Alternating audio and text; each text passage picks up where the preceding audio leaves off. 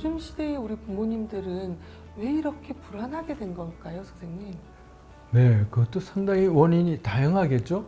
옛날에 비교적 단순한 그 전통사회에서는 어떻게 보면 그냥 내비둬도 잘 큰다 그런 말이 어색하지 않을 정도로 사회 구조가 돼 있었던 것 같아요. 예를 들어서 대가족 제도를 살 때 엄마가 어떻게 해야 될지 모르는 순간에도 할머니가 계시고 시어머니 계시고 또 고모도 같이 살기도 하고, 그러니까 새 부모가 어떻게 아이를 기르냐를 직간접으로 도와줄 사람들이 굉장히 많았던 것 같아요.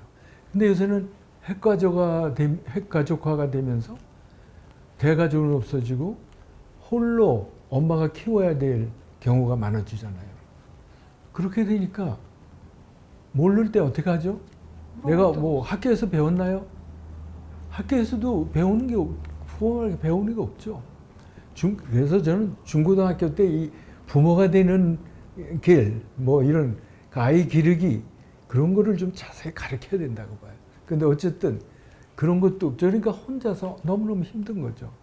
최근에는 저는 오히려 아버지가 육아를 담당하는 걸 많이 봤어요. 늘어나고 있는 것 같아요, 선생님. 그러니까 두 분 중에 좀 더 양쪽에 관심이 있으신 분, 자질이 있으신 분이 담당하면 좋을 것 같아요. 요즘에는 아버지가 정말 전적으로 맞아요, 선생님. 보통 의미의 양육을 하시는 분도 늘더라고요. 맞습니다. 나쁠 거 없어요. 아버지의 취향에도 맞고, 아버지가 다른 직장보다는 이런 거를 하는 것을 기쁘게 생각하고 충분히 부모 역할을 한다면 나쁠 거 없어요. 네? 근데 그거 가지고 싸우고 미루고 그래 할 수 없이 한다면 문제가 있겠죠. 중요한 거는 이런 활동을 통해서 부모의 다른 모습, 다른 역할이 필요하고 바람직하구나. 그리고 나도 아버지 역할, 어머니 역할을 배울 수가 있구나. 이런 걸 충분히 경험하기만 하면 괜찮을 것 같고요. 어떻게 생각하시는지요, 선생님? 네. 아동학대 회장을 제가 초대 회장을 하지 맞습니다. 않았습니까? 네.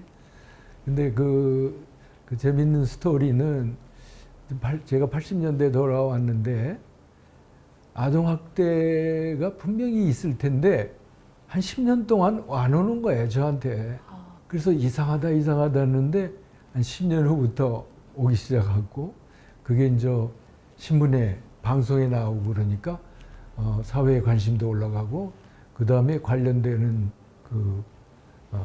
전문가들이 안 되겠다 우리 모이자 그래서 한 게 이제 아동학대 예방협회인데 아동학대가 왜 중요하냐?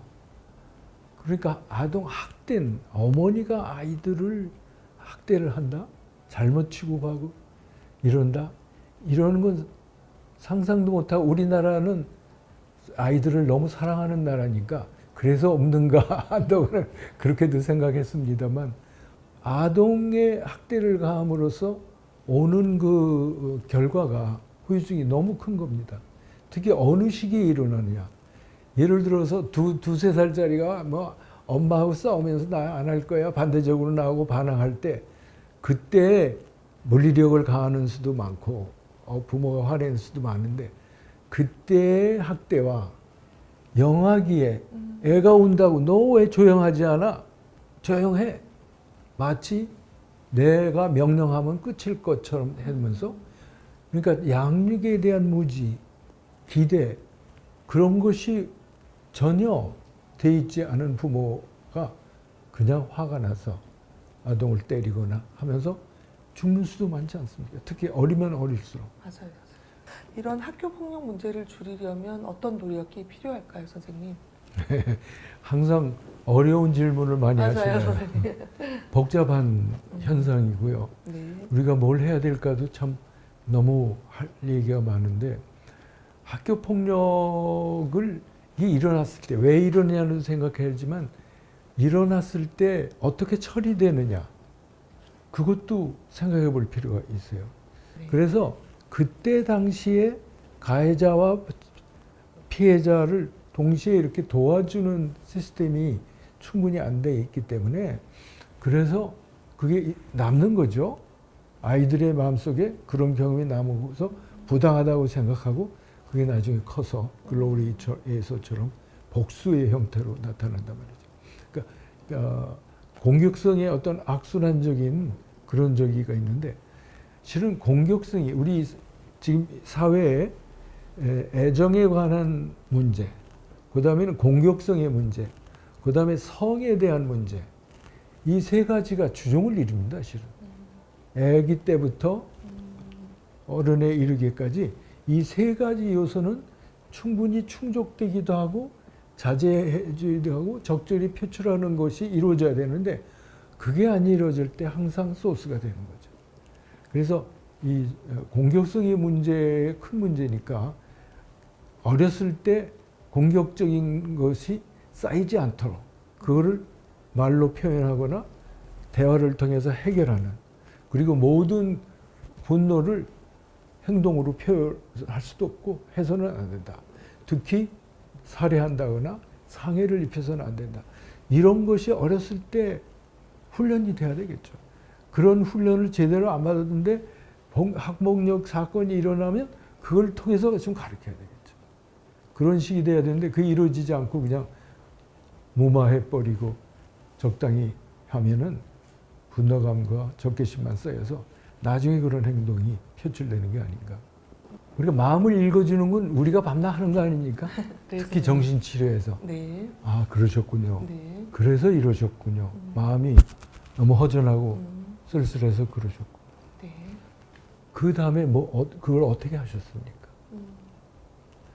그거를 핑계대고 계속 우울하셨습니까? 말하자면 그런 식이 아니라 특히 이제 아이들의 경우 네. 네가 무지하게 화났구나. 부당하게 생각했구나. 그렇다고 남을 때려서는 안 된다. 자제를 할 줄 알아야 돼. 참을 줄 알아야 돼. 그리고 그럴 경우에 선생님한테 가서 알리면 되잖아. 또는 엄마한테 와. 그럴 때 와서 얘기를 좀 해줘. 그럼 내가 어떻게 너를 도와서 하겠지. 그러니까 마음을 읽어주는 것이 바로 너 잘했어. 앞으로도 그래. 그런 허용이 아니라는 건 분명히 해야 돼요. 우리 마음은 내 마음속에 무지하게 화나서 남을 때리고 싶고 심지어는 죽이고 싶은 충동도 느낄 수 있어. 그러나 그건 안 되잖아. 있을 수가 없잖아. 그럼 어떻게 할까? 어떻게 하면은 네 문제를 해결할 수 있을까? 이런 식으로 대화를 통해서 제시를 해줘야죠.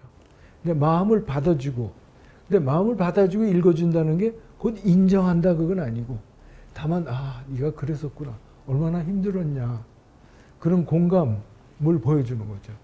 근데 그거는 선행이 되고 그러나 훈육을 해야 돼요. 말하자면 옛날에 하지 못한 옛날에 내가 무조건 너 얘기를 들어줬더니 지금도 그러나 봐. 근데 그래서는 안 돼. 이제 컸으니까. 선이 있어. 그리고 공격성은 항상 위험을 내포하고 있어. 뭐 이런 식으로 남에 대한 배려, 네가 아무리 화나도 상해를 입힐 수는 없다. 그거를 네가 사귀기도 하고 네가 정말 그렇게 화냈을 때는 걔하고 어떤 식으로 앞으로 대화를 나눌 수 없나? 그러면 엄마한테 와. 그럼 엄마가 다른 엄마하고도 상의를 해볼게. 그 엄마하고도. 뭐 이런 식으로 문제 해결을 하는 여러 가지를 할 수 있는 좋은 기회예요. 근데 그걸 이래야 된다 저래야 된다 싸울 필요는 없지 않을까. 그럼 그렇게 생각해요. 근데 이제 아마 그런 면은 있는 것 같아요. 우리 엄마도 실은 서구 문명적인 상황에서 자란 엄마들이 대부분이지 요새.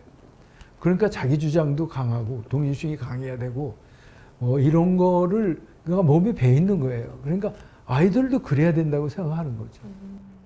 근데 엄마도 그러니까 생각해야 돼요.